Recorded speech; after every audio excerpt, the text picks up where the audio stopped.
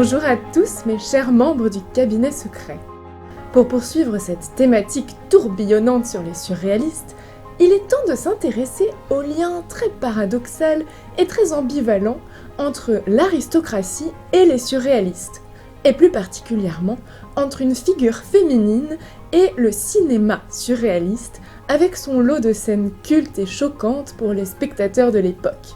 Pour vous raconter ces histoires qui regorgent d'anecdotes, j'ai le plaisir de vous proposer une interview de mon ami Sébastien Bagot, grand passionné de ce mouvement artistique et fin connaisseur de la Café Society et de l'aristocratie du XXe siècle. Alors, on va parler aujourd'hui d'aristocratie et de surréalisme, un sujet qui me tient particulièrement à cœur et qui s'inscrit finalement dans les précédentes interventions que j'ai eu le plaisir d'avoir au sein du cabinet secret. Il est temps à présent de vous parler de Marie-Laure de Noailles, de son mécénat et de ses mésaventures. Marie-Laure est particulièrement représentative de la Café Society par ses origines cosmopolites, car elle devient Noailles par son mariage avec le vicomte Charles de Noailles. Mais elle naît en 1902 sous le nom de Bischofsheim, dont descend son père. Les Bischofsheim, c'est une famille de banquiers juifs qui a bâti sa fortune en Belgique. Et du côté de sa mère, Marie-Laure descend des Chevigné, c'est une vieille famille aristocratique française. Derrière les Chevigné, il y a le marquis de Sade notamment. Et il y a aussi sa grand-mère, Madame de Chevigné, qui va être l'une des personnalités du Paris proustien. Elle sera l'une des inspirations de l'auteur de La Recherche du temps perdu pour le personnage de la duchesse de Guermantes. Donc elle a d'un côté vraiment cette grande bourgeoisie avec toutes les collections d'art qui vont avec une certaine rigidité, et de l'autre elle a tout cet héritage aussi aristocratique et ce poids finalement de l'histoire sur ses épaules. Au sein de ce milieu, il va y avoir une véritable étoile qui va un petit peu lui donner un sens et une ouverture au monde. Cette étoile, c'est Jean Cocteau, qui est un personnage clé de sa vie.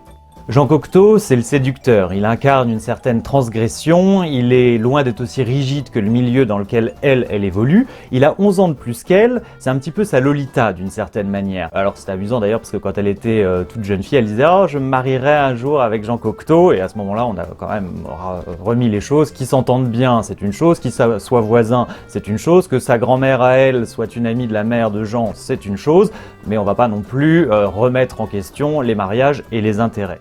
Alors Jean Cocteau, il va donc être un véritable sujet d'inspiration pour Marie-Laure, il va lui ouvrir un certain nombre de portes, et les premières portes qu'il ouvre à Marie-Laure, c'est celle de la résidence des Beaumont. Alors les Beaumont, c'est un couple emblématique du Paris du début du XXe siècle, ce sont des aristocrates eux aussi très mécènes, très originaux, qui organisent de nombreuses soirées costumées, on a une qui est représentée juste derrière moi, et les Beaumont organisaient des bals, certes c'était assez singulier, c'était original, ils essayaient d'être assez inventifs, mais Marie-Laure va s'inspirer des bals des Beaumont pour que, à son tour, quand elle se mariera avec Charles et quand à leur tour ils organiseront des réceptions, eh bien ils auront une liberté de couleur, une fantaisie supplémentaire, un petit peu saisie de la puissance des rêves, si je puis dire, et la rencontre des Beaumont grâce à Cocteau va être le premier fer de lance de la démarche artistique de Marie-Laure.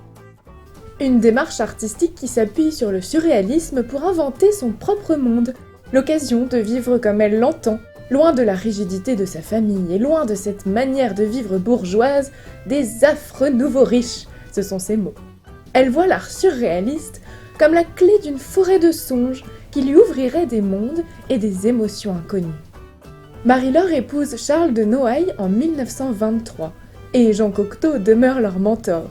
D'ailleurs, surréaliste, pas surréaliste, il y a un vrai débat autour de Cocteau. On peut le qualifier de surréaliste, mais les surréalistes eux-mêmes ne le qualifiaient pas et ne le rentraient pas au cœur de ce mouvement. Alors on sait que chez les surréalistes, ça a toujours été très compliqué, il y en a qui se disaient officiellement surréalistes, d'autres qui en étaient évincés, d'autres qui claquaient la porte. Finalement, avec le recul que l'on peut avoir près d'un siècle après tous ses débuts, c'est qu'il y en a qui ont des sensibilités. Jean Cocteau, il avait un rapport au surréalisme qui était très poétique, son goût pour l'opium, son goût pour les garçons déplaisait aussi beaucoup à André Breton et à un nombre assez important de gens qui étaient vraiment au sein et au cœur de ce mouvement. Mais en soi, l'œuvre de Cocteau est onirique et à ce titre, elle est surréaliste. Vous l'aurez compris, les Noailles ont un entourage d'artistes et un entourage d'artistes surréalistes. Ils sont surtout très proches de Salvador Dali. Et oui, encore lui. L'artiste se forme aux usages du monde auprès du couple Noailles. Un soir notamment, il dînait chez eux et il était assez intimidé par le décor. Il faut imaginer qu'il dîne à une très belle table, entouré d'artistes et de gens du monde, au mur des peintures exquises, notamment Watteau et Cranach. Et puis son tableau à lui, Jeux lugubres. Donc il dîne finalement devant son propre travail. Donc le dîner se passe très bien, tout le monde échange, mais Dali sent très vite que le sujet principal de l'attention, c'est lui-même.